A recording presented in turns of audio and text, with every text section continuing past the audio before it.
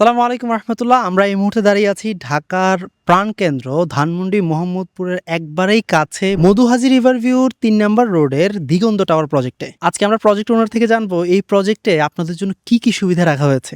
ভাই, প্রথমেই আমি জানতে চাচ্ছিলাম যে এই প্রজেক্টটা এখানে করার মূল উদ্দেশ্যটা কি আপনার? এই প্রজেক্টটা এখানে করার মূল উদ্দেশ্য হলো ধানমন্ডি যেমন একটা আবাসিক এলাকা, ধানমন্ডির খুব কাছে এটাও একটা আবাসিক এলাকা এবং পৃথিবীর উন্নত শহরগুলো নদী কেন্দ্রিক হয়, আপনারা জানেন নিশ্চয়। তো এটাও একদম একটা নদীর পাশে, একদম বুড়িগঙ্গা নদীর কোল ঘেঁষে এই প্রজেক্টটা মধুহাজি রিভার ভিউ, যার কারণে নামটাও রিভার ভিউ।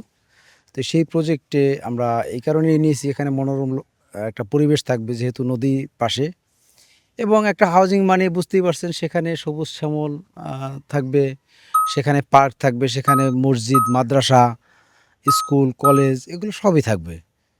যার কারণে আমরা এখানে এই প্রজেক্টকে বেছে নিয়েছি। আর হচ্ছে জমির কাগজপত্র বা হচ্ছে যে কেউ যখন ইনভেস্ট করবে এটার প্রসেসটা কি? জমির পেপারস এখানে একদম 100% ওকে। আমরা কোম্পানি এই মধুহাজি রিভার ভিউ যে হাউজিং কোম্পানি, তাদের কাছ থেকে আমরা আমাদের নামে রেজিস্ট্রেশন করে নিয়েছি। আমরা ক্রস ম্যাচ করে চেক করে রেজিস্ট্রেশন করে নিয়েছি এবং এরপর আমরাও অনেককে রেজিস্ট্রেশন দিয়ে দিয়েছি। এখন মাত্র অল্প কয়েকটা শেয়ার, ৪-৫টা শেয়ার বাকি আছে। এগুলো সহসা বিক্রিও হয়ে যাবে ইনশাল্লাহ, এবং আমরা খুব শীঘ্রই কাজও শুরু করব। তো জমির পেপারস নিয়ে কোনো টেনশনের কিছুই নেই। এছাড়া আমাদের এই এলাকায় আরও বেশ কয়েকটা প্রজেক্ট চলমান রয়েছে। তার ভিতরে ফ্যামিলি প্যালেস রয়েছে, স্বপ্নডানা রয়েছে এবং স্বপ্ননীর প্যালেস রয়েছে। এছাড়া আমাদের স্বপ্নযাত্রা টাওয়ার রয়েছে ঢাকা মাওয়া রোডে। আমাদের সব মিলিয়ে অনেকগুলো প্রজেক্টের কাজ চলমান রয়েছে।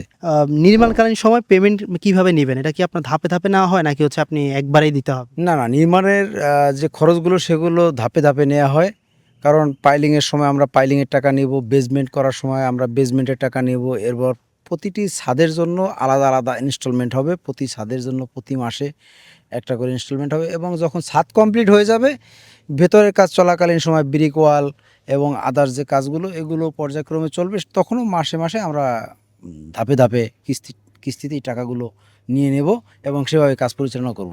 আচ্ছা, এখানে কয় কাঠা জমি আছে বা কত ইউনিট মানুষ পাবে আর কি? এখানে মোট ৭ কাঠা জমি, আপনারা দেখছেন অনেক বড় প্লট। ৭ কাঠা জমি, ৭ কাঠা জমিতে আমরা ৩ ইউনিটের একটা বিল্ডিং করব। প্রতি ইউনিটে ১৩০৩ বর্গ ফিটের একটা ইউনিট থাকবে, আর ২টা ইউনিট থাকবে ১৭০৫ বর্গ ফিটের। প্রতি ইউনিটে থাকবে ৪টি বেড, ৪টা বাথ, ৪টা বারান্দা, এবং ১৩০৩ বর্গ ফিটের ফ্ল্যাটে থাকবে হলো ৩টা বেড, ৩টা বাথ এবং ৩টা বারান্দা। এবং এখানে ২টো লিফট থাকবে, ফায়ার সেফটি সিস্টেম থাকবে। এক কথায় বিল্ডিংয়ে যত ধরনের সেফটি বিষয় আছে সবগুলোকে আমরা গুরুত্ব সহকারে এনশিওর করেছি। আপনারা দেখেন যে আমাদের এই প্রজেক্টের সামনে ২৫ ফিট রাস্তা রয়েছে, এবং আমাদের প্রজেক্টের উল্টো পাশে একটা বিল্ডিংয়ের কাজ চলমান রয়েছে, অলরেডি দোতলা পর্যন্ত হয়েছে। এবং এই প্রজেক্টটির আরও পেছন দিকটাও মোটামুটি ফাঁকা থাকবে। আশা করছি আমরা এটা আজীবনই ফাঁকা থাকবে, এবং এই সাইডটাও আজীবন ফাঁকা থাকবে। আচ্ছা, ঢাকায় তো হচ্ছে অনেকগুলা প্রজেক্ট অলরেডি চলতেছে। সো অনেক ভিডিও বিজ্ঞাপন মানুষ অনলাইনে দেখে। জি, জি। কিন্তু তারা কেন এখানে ইনভেস্ট করবে? প্রথমত দুটো জিনিস মানুষ দেখে, বাজেটের ভিতরে হচ্ছে কিনা, এটা একটা। আরেকটা হলো এটা কতটা নিরাপদ হচ্ছে, অর্থাৎ যেখানে সে ফ্ল্যাট নিবে সেই ফ্ল্যাটের বিল্ডিংটা কতটা নিরাপদভাবে তৈরি হচ্ছে। কারণ একটা ভবন যখন তৈরি হবে, সেখানে মানুষ বছরের পর বছর বসবাস করবে। বসবাস করতে গিয়ে যাতে কোনো দুর্ঘটনার সম্মুখীন না হয়, সেজন্য নিরাপত্তা খুব জরুরি।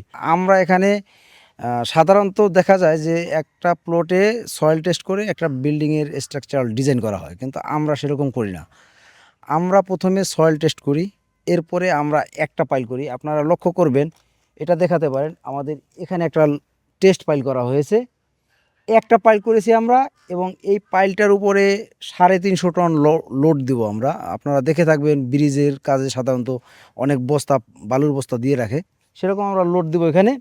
লোড দেওয়ার পরে যখন এটা রিপোর্ট আসবে, সেই রিপোর্ট অ্যানালাইসিস করে যতটা ক্যালকুলেটিভ করে সম্ভব হয়, যতটুকু দরকার ঠিক ততটুকু পাইল দেওয়া হবে, যাতে বেশিও না হয়, কমও না হয়, খরচ যাতে বাড়তিও না হয়, এবং যাতে বিল্ডিং দুর্বলও না হয়, সেই বিষয়টা এখানে এনশিওর করা হচ্ছে। যার কারণে এই বিল্ডিংটা অন্যান্য ভবনের তুলনায় অনেক বেশি নিরাপদ এবং ভূমিকম্প সহনীয় স্ট্রাকচার। বুড়িগঙ্গা নদীর ওপারে ওয়াকিং ওয়ের কাজ কমপ্লিট প্রায়, এবং এপারেও আমাদের এটা গভর্নমেন্ট প্রজেক্ট।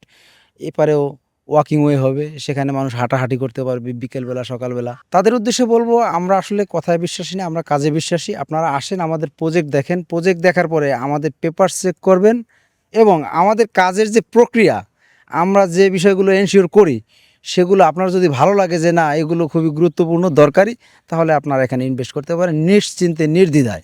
এবং সবচেয়ে বড় কথা হলো এই হাউজিংটা একেবারেই রেডি অবস্থায় আছে, একদম রেডি। এই প্রজেক্টের ভিতরে, এই হাউজিং প্রজেক্টের ভিতরে এ পর্যন্ত প্রায় 100-র কাছাকাছি বিল্ডিংয়ের কাজ চলমান রয়েছে। তো যার কারণে এখানে আপনার নিরাপদ ইনভেস্টমেন্ট আমি মনে করি, কারণ এখানে যে ইনভেস্ট করবে সে খুব দ্রুত সময়ের ভিতরে এখানে একটা ফ্ল্যাট, থাকার উপযোগী একটা ফ্ল্যাটে বসবাস করতে পারবে। সো যারা যারা এখন বিস্তারিত জানতে চান, আমাদের দিগন্ত হোমস অ্যান্ড ল্যান্ডের ফেসবুক পেজে মেসেজ করে বিস্তারিত জেনে নিন ইনশাআল্লাহ। আসসালামু আলাইকুম রহমতুল্লাহি ওয়া বারাকাতুহু।